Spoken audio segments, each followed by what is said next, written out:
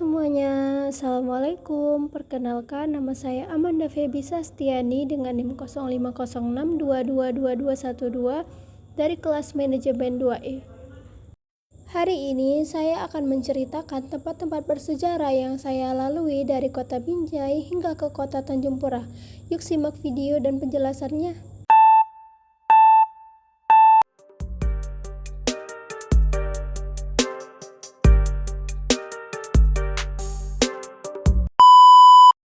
Perjalanan kali ini dimulai dari kota Binjai. Kota Binjai merupakan salah satu kota yang terletak di Provinsi Sumatera Utara yang dulunya merupakan ibu kota dari Kabupaten Langkat. Kota Binjai yang terletak 22 km di sebelah barat ibu kota Provinsi Sumatera Utara yaitu Kota Medan, tepatnya berbatasan langsung dengan Kabupaten Langkat serta Kabupaten Deli Serdang, membuat kota ini dengan cepat memacu laju pertumbuhan pembangunan yang mendukung pertumbuhan ekonominya. Kota Binjai yang dihubungkan oleh Jalan Raya Lintas Sumatera yang menghubungkan antara Medan dan Banda Aceh ini memiliki sejarah yang cukup panjang. Asal-muasal kata Binjai merupakan kata baku dari istilah Binjai yang merupakan makna dari kata bin dan ijai yang dalam bahasa Kara artinya bermalam di sini. Pada awal terbentuknya wilayah Binjai, kota ini merupakan tempat berkumpulnya para pedagang dari dataran tinggi Tanah Kara dan pedagang dari Langkat untuk menukarkan barang yang mereka punya. Dan di Binjai inilah mereka harus bermalam dan kembali melakukan perjalanan panjang menuju daerah mereka lagi. Binjai sejak lama dijuluki sebagai kota rambutan, karena rambutan Binjai memang sangat terkenal. Bibit rambutan asal Binjai ini telah tersebar dan dibudidayakan di berbagai tempat di Indonesia seperti Blitar, Jawa Timur, yang kini menjadi komoditi unggulan di daerah tersebut. Binjai juga merupakan kota multi etnis yang dihuni oleh suku Melayu, Batak termasuk Toba, Karo, Mandailing, Angkola, kemudian Jawa, Tionghoa, dan suku lainnya. Kemajemukan etnis ini menjadikan Binjai kaya akan budaya yang beragam. Di Binjai terdapat banyak sekali tempat-tempat yang bersejarah yang akan kita bahas di akhir nanti. Di perjalanan kali ini kita memasuki kota selanjutnya yaitu kota Stabat. Kota Stabat berdiri pada akhir abad ke-18 bersamaan dengan Kerajaan Langkat. Stabat adalah salah satu kecamatan dan sekaligus merupakan ibu kota dari Kabupaten Langkat, Provinsi Sumatera Utara. Sebelumnya, ibu kota Kabupaten Langkat berkedudukan di kota Binjai. Akan tetapi, sejak diterbitkannya Peraturan Pemerintah Nomor 5 Tahun 1982, ibu kota Kabupaten Langkat berubah menjadi kota Stabat. Stabat merupakan kecamatan terbesar sekaligus dengan jumlah penduduk terpadat di Kabupaten Langkat. Kegiatan perekonomiannya banyak bergerak di sektor perdagangan, pertanian, peternakan, perkebunan, dan jasa. Kecamatan ini juga dilalui oleh salah satu sungai terpanjang di Sumatera Utara yaitu Sungai Wampu yang sekaligus memisahkan kecamatan ini dengan Kecamatan Wampu di sebelah barat. Jika kita melewati kota Stabat ini, kita menemukan banyak sekali tempat-tempat bersejarah yang dapat kita jadikan referensi untuk kedepannya nanti. Salah satu tempat bersejarah yang kita jumpai ketika melewati kota Stabat yaitu ruko-ruko yang berada di tengah kota Stabat. Karena jika kita lihat ruko-ruko ini masih asri pembangunannya dari zaman dahulu hingga zaman sekarang. Adapun masjid bersejarah di kota Stabat yaitu Masjid Raya Stabat yang dibangun 2 tahun setelah pembangunan Masjid Raya Azizi dan mulai dikerjakan pembangunannya semasa kejuruan Stabat Tengku Muhammad Khalid. Dan di Kabupaten Langkat juga merupakan salah satu kabupaten di Provinsi Sumatera Utara yang menjadi lumbung hasil pertanian yang dimana sebagian besarnya masih menggantungkan hidupnya di sektor ini. Dan ya, sekarang kita memasuki kota selanjutnya yaitu kota Tanjung Pura. Tanjung Pura adalah sebuah kecamatan yang berada di Kabupaten Langkat, Provinsi Sumatera Utara. Tanjung Pura merupakan pusat kerajaan lama Kesultanan Langkat. Tanjung Pura ini berlokasi sekitar 60 km dari kota Medan. Tanjung Pura merupakan salah satu titik yang dilewati oleh Jalan Raya Lintas Sumatera menuju Provinsi Aceh. Kota Tanjung Pura ini merupakan sebuah kota kecil yang juga merupakan kota penuh kenangan bagi sebagian orang yang pernah tinggal di sana. Selain terkenal sebagai kota pendidikan, sejak zaman dahulu Tanjung Pura juga dikenal sebagai kota budaya. Semuanya itu terbukti dengan adanya pahlawan nasional Republik Indonesia seorang pujangan besar dari Taman Melayu dengan sastranya yang memaknai arti cinta dan ketuhanan. Bermula dari tanah bertuah, inilah ia mulai mengungkit bait-bait goresan pernak emasnya Dialah pahlawan kita yang dikenal dengan nama Tengku Amir Hamzah. Tengku Amir Hamzah merupakan penyair handal nan sederhana yang kini pun telah dimakamkan di Kompleks Pemakaman Umum Masjid Azizi Tanjung Pura. Dan yang kalian tahu, di Tanjung Pura ini banyak sekali menyimpan tempat-tempat bersejarah loh. Tempat-tempat bersejarah yang berada di Tanjung Pura itu berupa masjid, jembatan, tugu, museum, dan bangunan-bangunan tua yang berada di pusat kota. Dan ada pun makanan khas dari Tanjung Pura yaitu dodol. Dodol dari Tanjung Pura itu memiliki tekstur yang sangat legit dan sangat manis. Dodol ini merupakan makanan yang terbuat dari bahan utama tepung beras, ketan, dan santan kelapa. Dodol ini juga menyertai gula pasir dan gula merah dalam proses pembuatannya. Selain itu, dodol dari Tanjung Pura memiliki keunikan tersendiri loh. Ya, keunikan itu adalah dari cara pengemasannya.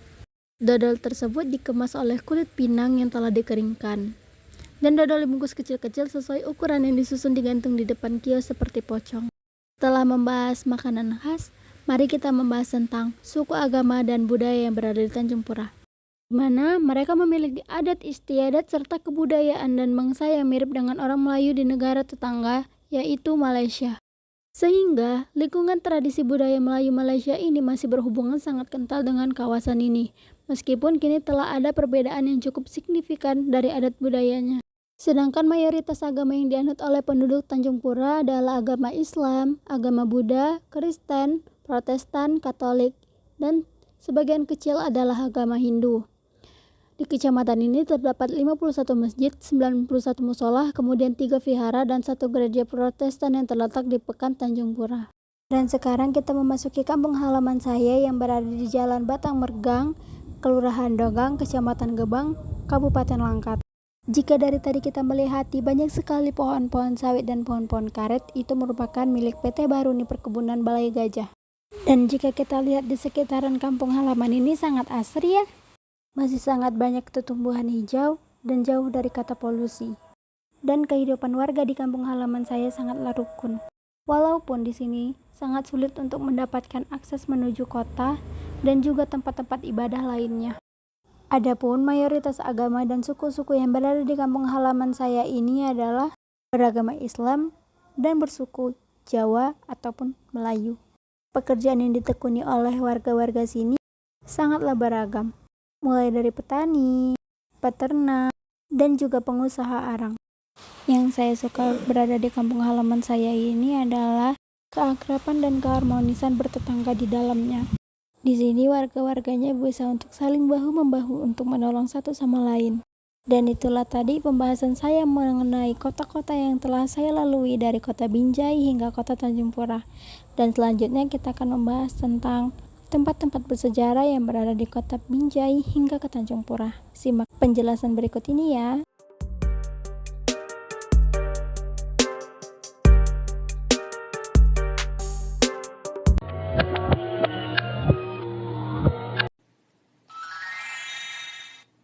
Di sini kita akan membahas tempat-tempat bersejarah dari kota Binjai hingga kota Tanjung Pura. Mari kita simak sampai habis ya.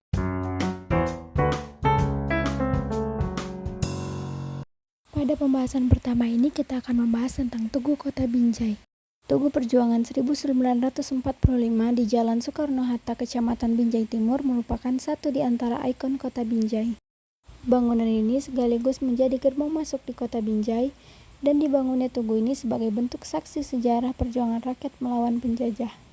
Tugu ini dibangun atas dasar bentuk penghormatan bagi para pejuang kemerdekaan Indonesia di kota Binjai.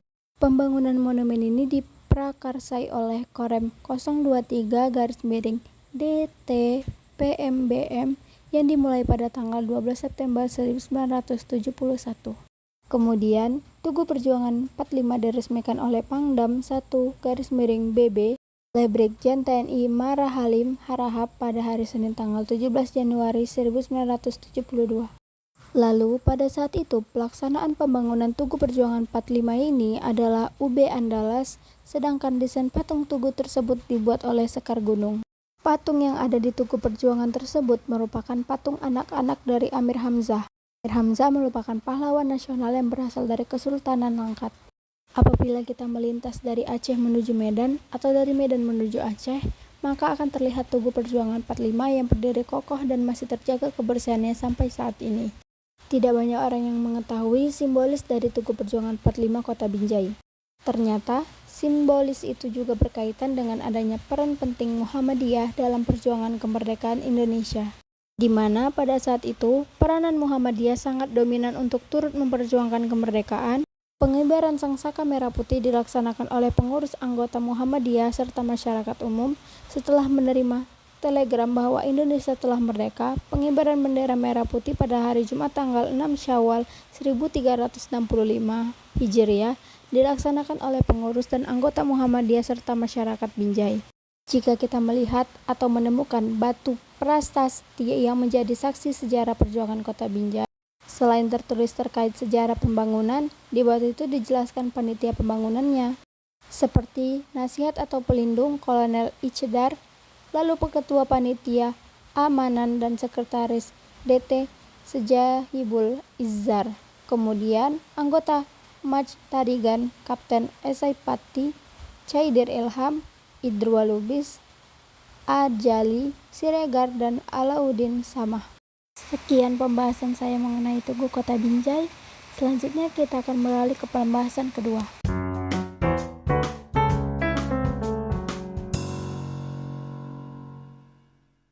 Di pembahasan kedua ini kita akan membahas tentang Masjid Azizi yang berada di Kota Tanjung Pura. Masjid Azizi yang terletak di Kota Tanjung Pura, Langkat, Sumatera Utara ini mulai dibangun pada tahun 1899 Masehi. Pendirian masjid ini atas usul dari Syekh Abdul Wahab Rokan, ayah dari Sultan Abdul Aziz. Bangunan ini rampung ketika Sultan Abdul Aziz memimpin pada tahun 1902. Namaan Masjid Azizi ini mirip dengan nama pendirinya, yaitu Sultan Abdul Aziz. Biaya pembangunan masjid ini yang dipastikan tidak sedikit ini ditanggung seluruhnya oleh Sultan Abdul Aziz. Sultan Abdul Aziz menolak bantuan sumbangan dari kerajaan-kerajaan lain karena pembangunan masjid ini adalah amanah dari sang ayah. Bangun menggunakan biaya pribadi, Masjid Azizi ini diarsiteki langsung oleh bangsawan Jerman bernama J. Dillon Jeris. Pembangunan masjid juga melibatkan campur tangan warga setempat dan orang-orang etnis Tionghoa. Proses pembangunan ini tampaknya bersamaan dengan masa-masa kejayaan Kesultanan Langkat, sebab letak yang strategis menunjang aktivitas perekonomian kerajaan.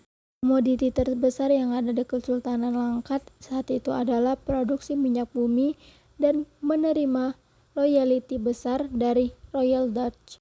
Mengandalkan aliran sungai sebagai aktivitas perekonomian di Kesultanan Langkat, material untuk pembangunan Masjid Azizi didatangkan langsung dari Penang dan Singapura melalui jalur tersebut.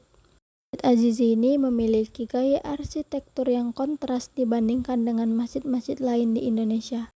Bangunan ini memiliki 22 kubah yang bermacam-macam, mulai dari 1 kubah induk, 3 kubah teras, 4 kubah sudut, dan 14 kubah piramidal berukuran kecil. Gaya arsitektur Masjid Azizi ini bernuansa Timur Tengah tetapi tidak menghilangkan corak Melayu yang kental.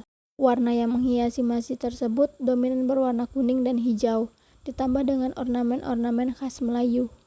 Pada tahun 2010, pemerintah telah menetapkan masjid yang berusia 110 tahun ini sebagai salah satu benda cagar budaya karena memiliki warisan sejarah, ilmu pengetahuan, pendidikan, agama, dan kebudayaan. Masjid yang berada di jalur lintas timur yang menghubungkan Provinsi Sumatera Utara dengan Aceh itu ternyata memiliki cerita kelam.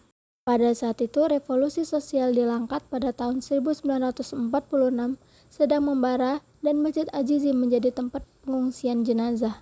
Awalnya, komplek makam ini hanya diperuntukkan bagi sultan serta kerabatnya, namun banyaknya jenazah dan peristiwa revolusi di Langkat akhirnya turut dimakamkan di kompleks Masjid Azizi.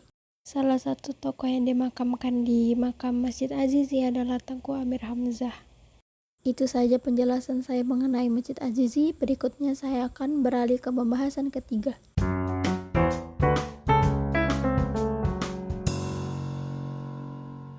Di pembahasan ketiga ini saya akan membahas tentang Museum Daerah Kabupaten Langkat. Museum Daerah Kabupaten Langkat terletak di Kota Tanjung Pura, Keberadaan museum daerah ini memanfaatkan gedung peninggalan sejarah Kesultanan Langkat, yaitu Kantor Kerapatan Kesultanan Langkat yang dibangun pada tahun 1905. Museum daerah Kabupaten Langkat ini terletak berdekatan dengan Masjid Azizi Tanjung Pura.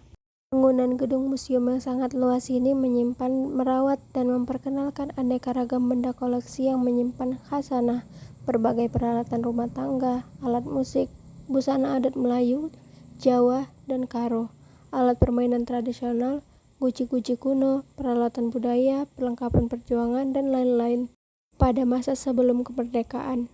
Dan terdapat juga benda-benda peninggalan Tuan Guru Babu Salam seperti kentong, Tuan Guru pertama serta foto Tuan Guru pertama sampai dengan Tuan Guru terakhir, foto mantan Bupati Langkat, foto mantan Ketua DPRD Langkat. Selain benda tersebut, di museum terdapat duplikat singgasana Kesultanan Langkat, miniatur Istana Darussalam, miniatur Kesultanan Langkat, miniatur rumah Tengku Amir Hamzah, rumah adat Banjar, miniatur rumah adat Mandailing, miniatur peta perjuangan dan Al-Quran besar, karya Haji Abdul Qadir Ahmadi. Gedung Museum Daerah Kabupaten Langkat ini penuh dengan sejarah karena telah beberapa kali mengalami perubahan nama sesuai dengan fungsinya. Yang pertama, Kantor Kerapatan Kesultanan Langkat. Asal mula dibangun gedung ini pada tahun 1905 merupakan kantor kerapatan dan juga digunakan sebagai kantor pengadilan Kesultanan Langkat. Yang kedua adalah Gedung Hitam. Dikenal dengan nama Gedung Hitam dikarenakan pada tahun 1943 dibom oleh tentara Jepang sehingga bangunan ini hangus dan gosong. Yang ketiga, Gedung Bina Pancasila. Pada tahun 1970, awal direnovasinya gedung ini diberi nama Gedung Bina Pancasila. Diberi nama Gedung Bina Pancasila karena di depan gedung ini terdapat tugu burung Garuda dan gedung ini dijadikan tempat pertemuan. Yang keempat, Gedung Puskesmas Sementara. Pada tahun 1973, waktu terjadinya banjir besar di Tanjung Pura, gedung ini dijadikan sebagai pusat kesehatan masyarakat. Rumah sakit dan puskesmas yang berada di kota Tanjung Pura ini terendam banjir, sedangkan gedung kantor kerapatan ini cukup tinggi dan tidak terendam banjir. Yang kelima, Kantor Camat Tanjung Pura Sementara. Pada awal berdirinya Kecamatan Tanjung Pura sekitar tahun 1984, gedung kantor kerapatan ini dijadikan kantor camat sementara dikarenakan gedung kantor camat itu belum selesai dibangun. Yang keenam, Kantor Pembantu Bupati Langkat. Pada masa Langkat dipimpin oleh Bapak Raden Mulyadi sekitar tahun 1984, maka gedung kerapatan ini menjadi difungsikan sebagai kantor pembantu Bupati Langkat. Yang ketujuh, Museum Daerah Langkat. Pada tahun 2000, gedung kantor kerapatan ini kembali beralih fungsi yakni sebagai Museum Daerah Kabupaten Langkat. Segitu saja penjelasan saya mengenai Museum Daerah Kabupaten Langkat, maka selanjutnya akan beralih ke pembahasan yang keempat.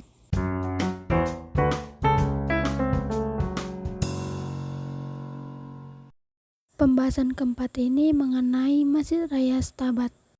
Masjid Raya Stabat adalah salah satu masjid bersejarah yang ada di Kabupaten Langkat, Sumatera Utara, selain Masjid Azizi yang ada di Tanjung Pura. Masjid ini memiliki corak Melayu yang khas, dapat dilihat dari warna masjid yang dominasi warna kuning dan hijau, warna kebesaran suku Melayu. Masjid ini berada di kota Stabat, ibu kota Kabupaten Langkat, tepatnya di sisi Sungai Wampu, di pinggir jalan lalu lintas Sumatera, Medan, dan Aceh. Masjid bersejarah ini dibangun 2 tahun setelah pembangunan Masjid Raya Azizi, tepatnya pada tahun 1904. Mulai dikerjakan pembangunannya semasa kejuruan Stabat Tengku Muhammad Khalid. Pada mulanya, bangunan masjid ini terdiri dari bangunan induk seluas 20 meter persegi. Kemudian ditambah teras 2 meter keliling dengan 1 buah menara. Saat itu, jamaah yang dapat ditampung hanya berkisar 300 orang.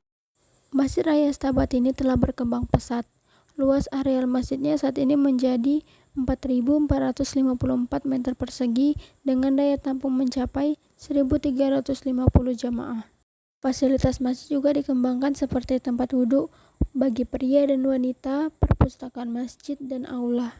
Selain itu, tak ayal 100 lebih tiang penyangga masjid ini berdiri untuk menahan bangunan masjid.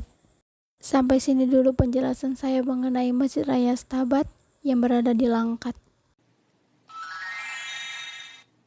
Sekian pembahasan tempat-tempat bersejarah yang ada di Kota Binjai hingga Kota Tanjung Pura. Semoga apa yang saya sampaikan bisa bermanfaat bagi teman-teman semuanya.